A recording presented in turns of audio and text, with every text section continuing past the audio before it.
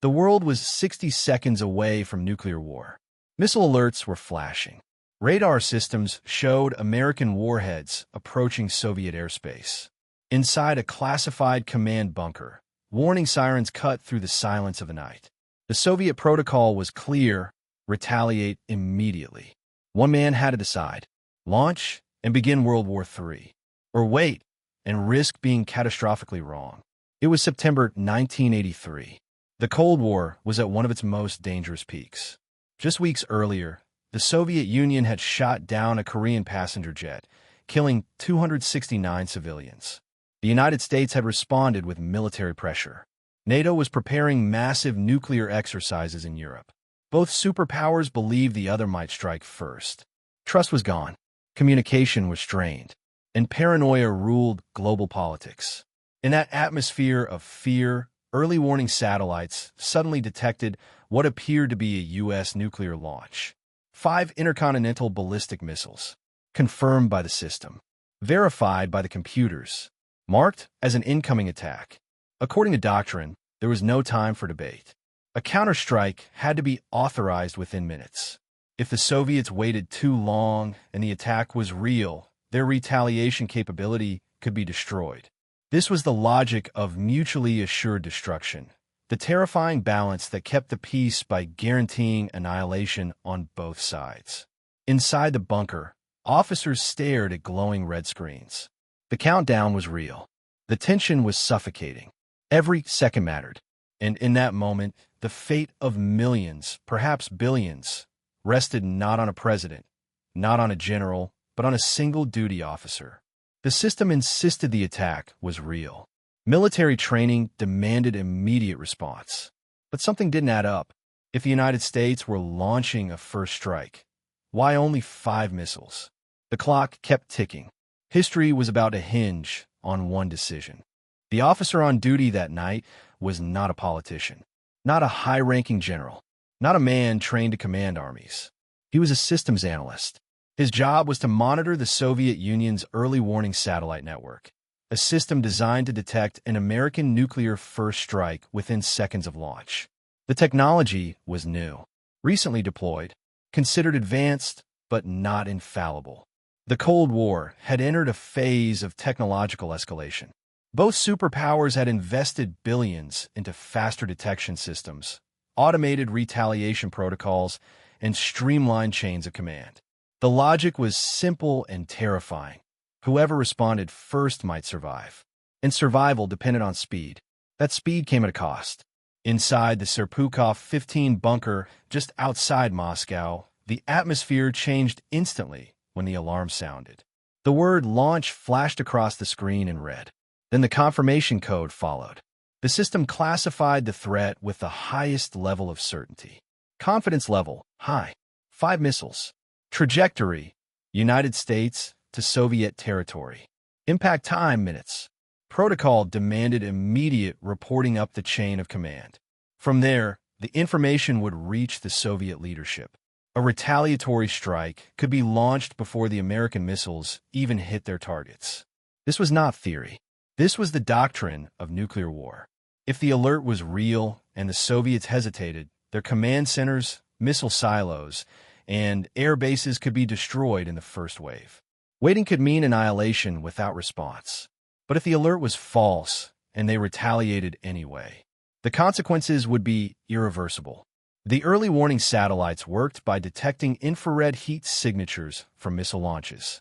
In theory, the system could identify the plume of a rocket rising from American soil. In theory, it was precise, but it was also new, unproven under real-world pressure. The officer on duty understood this. He had helped design parts of the system. He knew its strengths. He also knew its weaknesses. The data showed 5 launches, not 50, not hundreds, 5. That detail mattered. A real American first strike, according to Soviet military doctrine, would be massive, overwhelming, designed to eliminate retaliation capacity completely. A limited launch made little strategic sense. But the screen did not allow doubt. The alarms continued. The other officers in the room waited for his assessment. Sweat formed under uniforms. No one wanted to be the one responsible for hesitation. The chain of command was rigid. There was no room for improvisation. The system was designed to remove human emotion from the equation. Machines calculated. Humans confirmed. The officer had minutes to interpret what the machines were telling him. He requested confirmation from ground radar stations. No confirmation yet. That was not unusual. Ground radar would only detect incoming missiles once they crossed the horizon. Satellite detection came first. The delay increased tension. The computer system updated again, still classified as a real attack, still marked as incoming. Time was disappearing. Imagine the psychological weight of that moment. Every lesson drilled into him during training said the system existed for exactly this scenario. Trust the technology. Trust the protocol. Trust the design. But trust also meant unleashing nuclear retaliation against the United States. Against cities. Against millions of civilians. The Cold War had normalized the unthinkable. Both sides had thousands of nuclear warheads aimed at each other's population centers. New York, Washington, Los Angeles, Moscow, Leningrad. Entire civilizations reduced to targets on a screen. And now the screen was flashing. The officer had to make a judgment call. Not an emotional one, a rational one. He began analyzing probabilities. Why only 5 missiles? Why at that moment? Why would the United States initiate global nuclear war with such a limited strike? Another update came in. The system now reported a 6 detection, then revised, back to 5. Uncertainty in the data. Tiny inconsistencies. In high-pressure environments, small anomalies become critical clues. He weighed the risks. If he reported it as confirmed, the machinery of retaliation would begin moving. High command would assume the worst. Soviet missiles would launch. There would be no recalling them. If he reported it as a false alarm, and he was wrong, Soviet cities could burn without warning. He later described the silence in that bunker as suffocating. Everyone understood that history might be unfolding in real time. The doctrine of mutually assured destruction depended on rational actors making rational decisions. But it also depended on flawless detection systems. And no system is flawless. Outside the bunker, the world was asleep. Families in both countries had no idea that the survival of their cities might be hanging by a thread inside an underground command center. The countdown toward potential impact continued. Minutes stretched into eternity. Ground radar still showed nothing. No confirmed objects crossing into Soviet airspace. If missiles had truly been launched, radar contact should appear soon. The officer's heart was racing, but his rapport had to sound calm. He picked up the phone to inform his superiors. His words would determine the next step. He classified the alert as a system malfunction. Not confirmed. Not reliable. Not an active attack. It was a decision that went against procedure. A deviation from strict interpretation. A risk that could have ended his career or his country. The room remained tense. Now they waited again. If he was wrong, explosions would confirm it soon enough. If he was right, nothing would happen. Nothing happening in that moment would be the greatest relief imaginable. Seconds passed, then more. No radar confirmation. No secondary detection. No incoming warheads. The system had been triggered by something else. Later investigations would reveal the cause, a rare alignment of sunlight reflecting off high-altitude clouds, creating a false infrared signature that fooled the satellite sensors. A cosmic coincidence, a trick of light, an illusion in the sky. But at the time, no one knew that. All they knew was that the machines had declared nuclear war, and one human being had refused to believe them. The Cold War would continue for years after that night. Tensions would rise and fall. Leaders would threaten and negotiate. Weapons would remain on hair-trigger alert.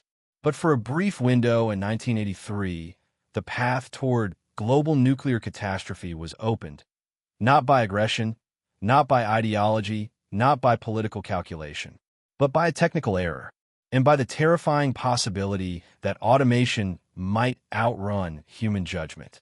That night exposed something deeper than geopolitical rivalry. It exposed how fragile the balance of nuclear deterrence truly was, how dependent it was on fallible systems. and on individuals willing to question them. The world never saw the alarm. Newspapers never printed the countdown. Cities never heard the sirens. History almost shifted silently, inside a bunker few people knew existed. And the most unsettling part? Similar systems still exist today, still automated, still designed to detect threats in seconds, still dependent on human interpretation.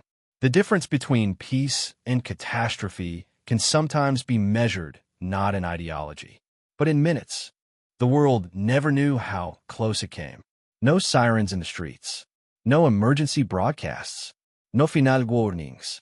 Life went on as usual. Trains ran on schedule. Families went to work. Children went to school. All while nuclear war had been just one phone call away. That night did not end with explosions or fire. It ended with silence. A silence created by one human decision. A decision to question a machine, to doubt a system, to pause when every protocol demanded action. History often remembers presidents, generals, and grand strategies. But sometimes, the fate of the world rests on someone whose name was never meant to be known. No medals were awarded. No public recognition followed. For years, the incident remained classified. And perhaps that is the most unsettling part. The Cold War did not end that night. Nuclear weapons did not disappear. Early warning systems were not turned off. They were improved.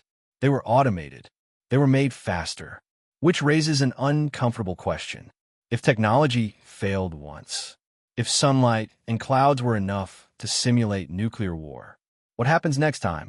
Deterrence assumes rational actors, but systems do not think. They calculate. And when the next alert comes, because one day the world will once again depend on seconds, judgment, and restraint. Peace did not survive because the system worked. It survived because someone chose not to press the button. Sometimes the most powerful act in history is doing nothing at all.